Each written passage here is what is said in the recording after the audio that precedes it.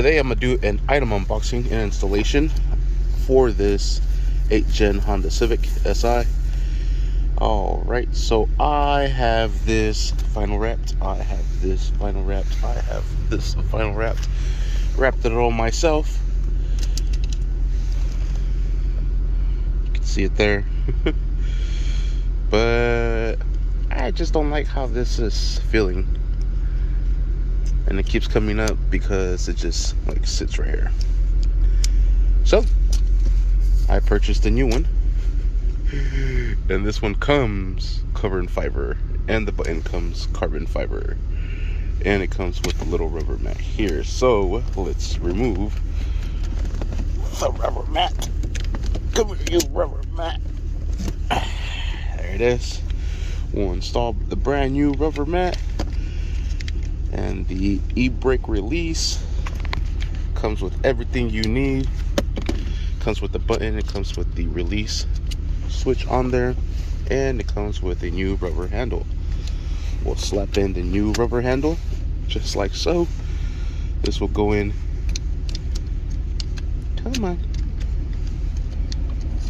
work your butt in there. All right, there it is, nice and seated. I tried to put it in with the button, was not happening. Put the button in. Woohoo! Woo! That is so sick.